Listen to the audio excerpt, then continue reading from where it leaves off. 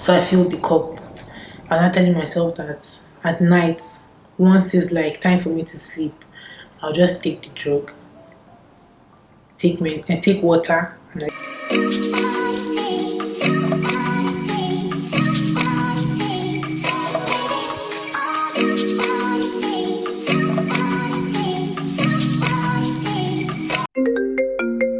Please subscribe, I'm hungry.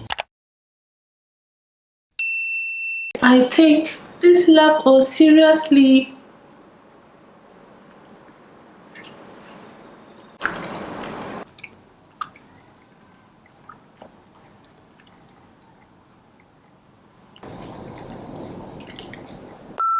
Hi guys, and welcome back to Chuches Mind.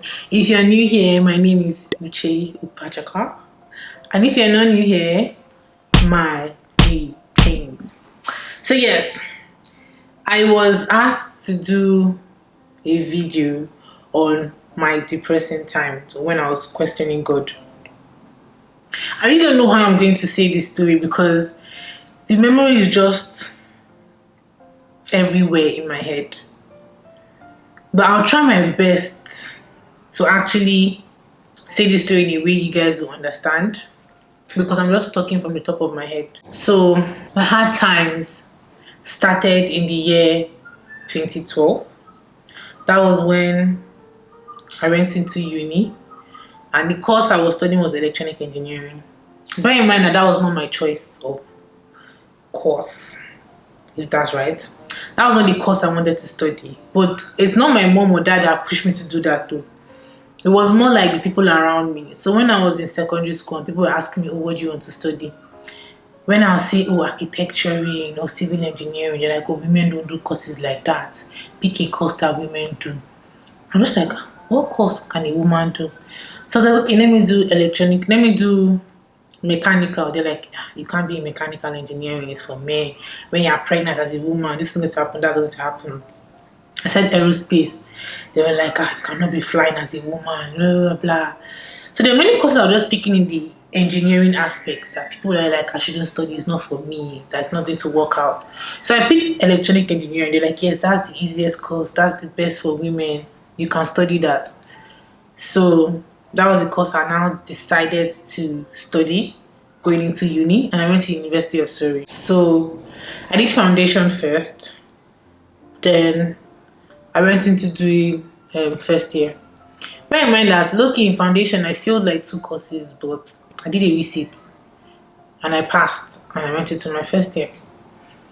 First year, that was where I met my guardian angel. I will call her a guardian angel because you guys don't understand the love I have for her. Like, she was there for me throughout. Like, I'm not sure she could understand what I was going through, but she was there for me, Sha. And her name is Tari. Tari, if you're watching this, you know I love you. But yes, I met Tari when I was in electronic engineering. 2 of us were the only girls, the Nigerian and black girls in our course. So we now bonded. And we started doing this course together. We studied together, we read together. Bear in mind that I was also dating a boy that was doing electronic engineering, and him too, he helped me, but he was in a class ahead of me. So he was helping me, Tari was helping me. I had other friends like Ziad, Ahmed, other friends like that would help me with my course. So every now and then, if I needed help, I'll meet them, everything will happen. It was now time for like our final exam for the year. And I was studying with Tari. I don't even know if she remembers this. And I told her that, see, I'm going to fail this course. Like, I just feel like this course is not for me.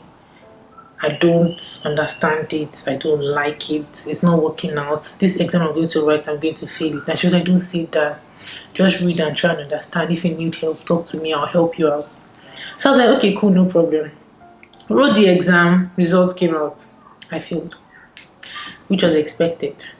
So in my head, I was like, if I fail this course, and with failing courses in my uni, you have to fail 4 courses for you to retake the whole year. So I failed 4 courses out of 8, which was looking half of the course.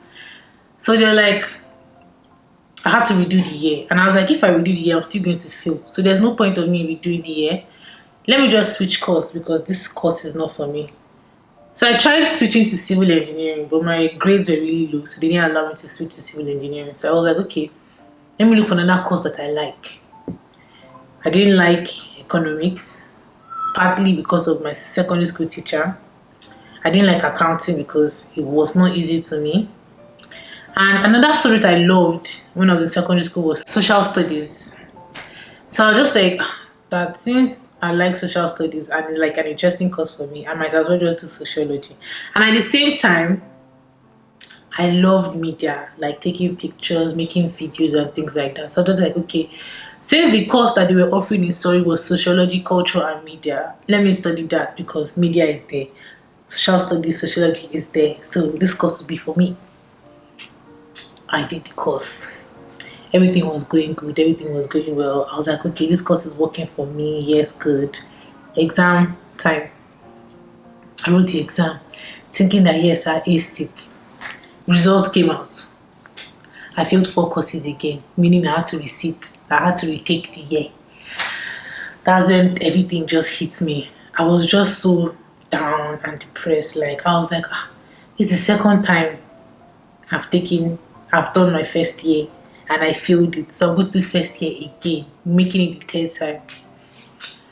I didn't even know how to feel, what to do, how to act. I was just so like in a sunken place. Bear in mind that the first time I redid my first year, that was when I was already feeling bad. But I was like, I can't do this, like to work out for me and everything. But then I wasn't the me of my first year. I was just to myself.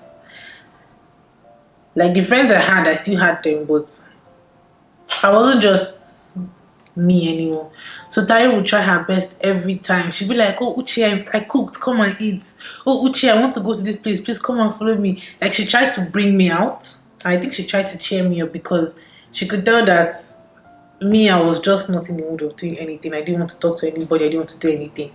But once in a while, I'll be going out with friends and everything. So now I feel that first year again. Basically, that was when I spoke to my dad because in my mind I was like, I'm done with uni. I'm not here for this. Uni is not for me. Like, why is this happening to me? Like, I don't deserve any of this. I didn't do anything to do this because I was doing everything right. That's the point that made me feel so sad. Like, because everyone was like, oh, pray, God will answer your prayers. Go to church, read. And it felt to me, it felt like my parents thought I was lying, that I wasn't reading, because there was one incident whereby somebody tagged me on a picture on Facebook, and it was when I went out with my friends. So I went to the club, and I was on the pathway, because our uni just looks different. Someone went to go and tell my father that I was taking a picture on the road, in the night, main road. I was just like, it's not the road. I don't know why people just got me telling my dad trash. So to them it was like, yes, it's the party and the Facebook and boys and all of that. So that was when I now took down my Facebook account. Like for a year or two, I blocked all family members from Facebook, and I didn't even post or use Facebook at all. Like I blocked every tag on Facebook. If you tag me, I blocked it. I was just sad. I was now questioning God, like, God, why is this happening to me? They said pray, I'm praying to you. They said go to church. I go to church every Sunday. I don't even miss one Sunday mass. I don't miss holidays of obligation. I don't miss anything. So why would you punish me like this? Make me redo my first year for the 3rd time. Like, it got to me. So I was talking to my dad about the whole receipt situation, because he has to know what is going on in my life, right? And I started crying. I was like, I'm tired. I'm sorry for failing you, because as the first child, I've been a disgrace to your family. Like, I was really just breaking down and crying to him. I'm just like, I understand if you take me back to Nigeria and put me in university in Nigeria, that is fine, that I'll be fine with it, that I'll even prefer it if you marry me off. Like, you can just find the husband for me and marry me to the man, and I'll forget about school. My father laughed. And then he was like, what are you saying? That there's no way I'm going to marry you up to anybody, because no man wants to marry an educated woman. You have to go to school. So whatever you are fighting with, whatever you are struggling with, fight it. I believe in you. You're a smart girl. You're going to come out with flying colors. So it doesn't matter, blah, blah, blah, blah. So that's how I was like, okay, that I will stay and like fight it. And at that period, my dad sent my mom to come to my school to try and help me out and see what's happening. But my mom and we've always had this love-hate relationship. I felt like my mom never understood me, and that the way in which she was going to try and help me was not the way that was working for me. Because she would send my auntie, she would send my uncle, she would send family friends, like she would send people to talk to me. There was even a time that she even started calling pastor, Reverend Father, so she would give them my number, they would call me, and then we'll be praying over the phone. But at the point, all these people, I blocked them. I stopped picking up their calls, I stopped replying their text messages, I stopped answering calls. And I think it was really affecting her, because she was like, why is my daughter not trying to talk to me? And I'm just like, everybody should just leave me alone. I want to be by myself, because I'm trying to understand what is happening to me. I'm trying to understand why this is happening to me. I didn't do anything bad or wrong to anybody for this to happen to me. That why is my story different? And I had people talking about me, saying, oh, this one Olodo, she's in school, this is her 3rd year, this is the part where she's meant to be graduating, but she's still in school. Because most of my mates were graduating and I was still in school. But yes, so that one happened. And at this point, Noe was not in my uni, but at the point she joined me. So me and her were now in the same class, because I repeated like 2 to 3 times. And most people asking her, why are you 2 sisters in the same class? Isn't one person older? One person is meant to be in a class ahead. And Noe understood, so Noe just like, it's life. Don't ask questions. And that was it. So there was one day, I think I was on my own, and I was just tired. Like, I was thinking to myself that, God, why me? Why are you doing this to me? Why is my life like this? By now I should have graduated. I should be thinking of doing masters. After masters, going back to Nigeria and getting married. But I am how old? And I'm still in my 1st year. I was just so tired. So, like, I had a couple drugs. Like, there were so many drugs in my room. I didn't read the content, but I know that people always say that when you overdose, you can die. So I had this little cup. You know, like there's some drugs, like liquid drugs that you pour in a cup before you drink it. So I had that cup. I filled that cup with so many drugs that I found in my room, like tablets. And I was telling myself that, okay, I'm going to end this. Like, all this thing that's happened to me. And coupled with the fact that the first time I repeated, my boyfriend broke up with me then. So everything was just eating at me. I was just like, this is the time that he's meant to be there for me. This is the time that he's meant to be helping me to overcome this thing that I am going through. But no, he's adding to the pain, because he did some other things then that were just hurting me. So at that point, I was just like, I'm done. Like, I don't want this anymore. I don't want this pain. I don't want this suffering. I don't want this questioning, because God is not listening to me. God is not answering my prayers. Like, every day I kept on asking myself, why me? I was also asking God, God, why me? God, why?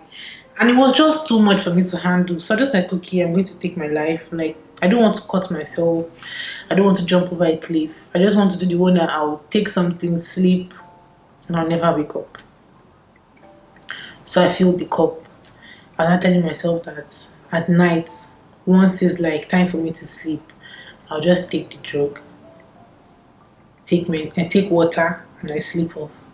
And hopefully, I never wake up, so that all this will end. Because at the same time, I was just thinking about how much my father was paying for school fees, how much he kept on paying for those 3 years, accommodation he was paying for, pocket money he was giving me.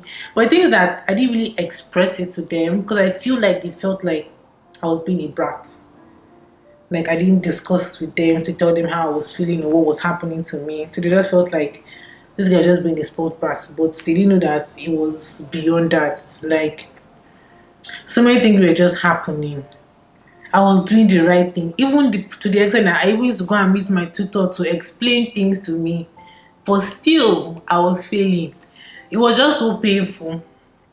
So just like, okay, this is the time, okay, end it. Like, you'll be fine, you'll be relieved. Your father does not have to pay extra bills anymore. He can save the money for your baby brother that's coming to school in future. Save for the family, save for my sister. So I was like, yes, I'm doing it this night. So I kept the drugs, and I was like, okay, before I sleep, I'll take it. So as I was about to take it, and I started remembering my brother. I don't know why, but we have this bond. That's me and my brother. I have a bond with Noye too, but in my head I was like, Noye will be fine. Noye can survive it. 1 second.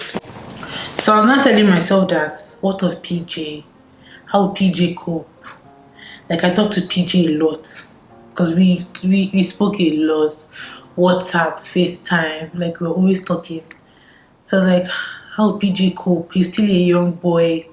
He needs me to be there for him, so that if anything is tough for him, I can be there and I'll like guide him through. Because me, I never had that guidance when I was in uni, and it was difficult for me to talk to people. I even went to therapy. Like, when people talk about therapy is this, therapy is that, me, I'm just like, therapy is good. Therapy helped me when I was in uni, because I will go to the session, and the good thing about therapy thing was they don't tell other people what you are going through. Because my mom and dad encouraged me to go for therapy, but my mom's intention was to tell the therapist to tell her what both of us discussed about. And then once you are 18, anything you discuss with the therapist, they can't tell your parents about it unless you give your consent. And I told them not to tell my mom anything. Because even my mom too, when she came, she was trying to go to my class, go and see my tutor, talk to them. But then she didn't understand that the Nigerian system is different from the British system. Once you're 18, your lecturer doesn't have to see your parents unless you are the one that sets up the meeting and all of that. So when my mom was calling school saying that she wants to talk to my teacher, all of them were like, sorry, you can't do that.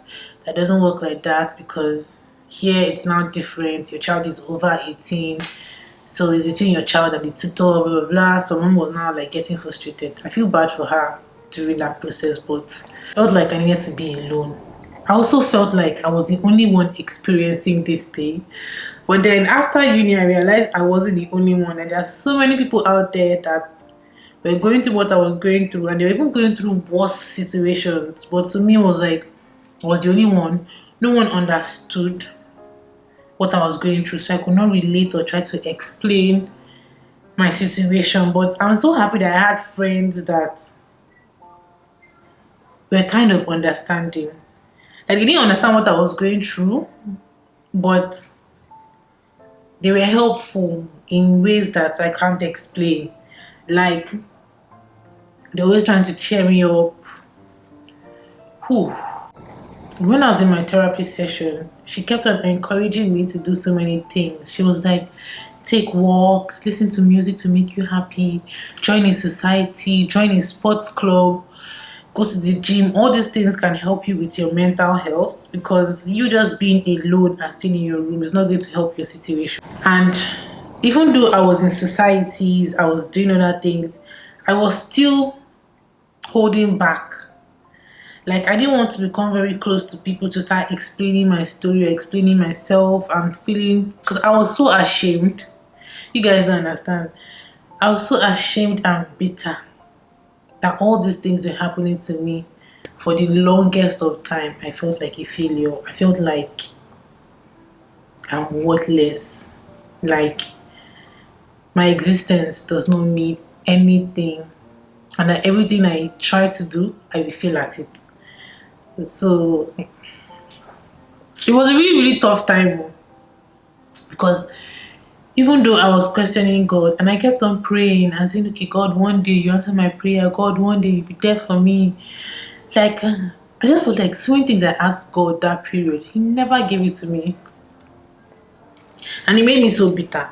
Because even when I was graduating, I prayed for a first class. I didn't get it.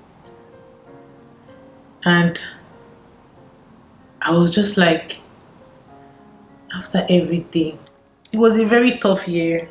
It was a very tough year. Like, most times when I look back into that situation at that phase in my life, sometimes I thank God because that's like a lesson. If I didn't go through that phase, I don't think I'll be who I am today. Like, I've seen things differently because back then it's like when you fail, you're a failure, you're no ludo, you don't know anything. But no, it's different. There are some things that you put your whole effort into and it doesn't work out for you. Like, it doesn't. Or there's some things that you put your whole effort into. You have to give your all and keep giving your all till eventually you get there, or you pass it, or you succeed. And then sometimes you can give that all like more than 1,000 times and it will never work for you. So I was just like telling myself, because nowadays when things happen to me, the way I talk myself out of things is like, Uche, you're not the first and you will not be the last. There are other people out there that are going through what you're going through. You can look for them and try to communicate with them and talk to them because they can help you they can help you overcome what you're going through. Like, they can help you be a better person and understand what is happening to you. At the same time, friends too that understand you. So if you have friends that understand you, it is easier. Or not even friends that understand you. Understanding people that know that, oh, you're going through something. I can't relate, but I want to be there for you. That's why, like, till God knows when, I don't know, but I just thank God for a friend like Tari. Like, I'm not doing this video in any way or form to seek sympathy or anything like that. Please don't think about it like that.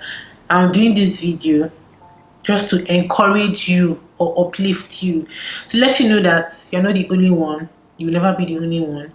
There are people out there. Like, keep believing, keep hoping.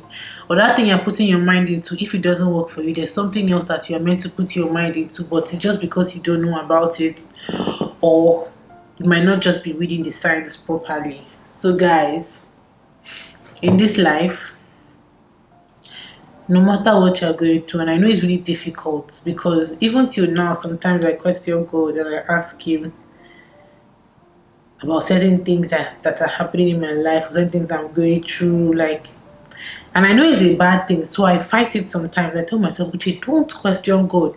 God has a reason. Like, eventually, you will know why He's doing what He's doing. And then there's one time I was reading like a Bible verse or one of these daily readings, and then the person was like, sometimes you should be happy that God is not giving us what we ask for, because we don't know if that thing we're asking for is bad for us. So we should be happy that God is giving us what He's giving us, because to Him, that is what is good for us. That is what is best for us compared to that other thing that we're asking Him for. So that's why sometimes in my life, when I say, oh God, I want this, and He gives me the opposite, I'll be like, don't be ungrateful. Still thank Him, because what He's giving you might be something that's a puzzle, like a piece of the puzzle for that prayer that you're asking Him for, or that thing you're wishing for. But to Him, it's like it's not the right time. So me, I just saw it as it wasn't the right time for me in uni to have graduated, or to have done, like, I don't know how to explain it, but in my head I know what I'm talking about. But yes guys, if you're going through anything, just hang in there, or reach out to somebody that you feel can help you. Talk to people. If you don't want to talk to friends or family, meet a therapist. Therapy is actually good, I won't lie to you. Therapy helped me. I did therapy for like a year, because I kept on going back and back, and then when she noticed that I was getting better, she was like, we can end this session, and I did. And even now, there's sometimes just like I think I just want to have someone that we're talking to that will not go and tell other people what I'm going through, what I'm battling with. But sometimes I'm my own therapist. I talk to myself and I try to see like different scenarios and different situations and be like, do it like this, do it like that. Don't you think this? Don't you do that? Because I talk to myself a lot. I'm not mad. I just do that. I never knew I was going to graduate from uni. Let me not lie to you. I even did masters. That's to show you how I was able to like overcome my depressing time, my sad times. Like I went to uni. I went to do masters. I passed. Like you guys don't even understand. I made my father and my mother proud. I finished school. School that I thought wasn't for me. School that I thought that I wasn't going to pass. That eventually they're going to kick me out and I'll go to another school or go back to Nigeria and keep doing school till God knows when. God knows the right time and the best time. But yeah, I hope you guys enjoyed this video. Don't forget to like, comment, share, subscribe. And yeah, that's my story. Bye. Please subscribe. I'm hungry.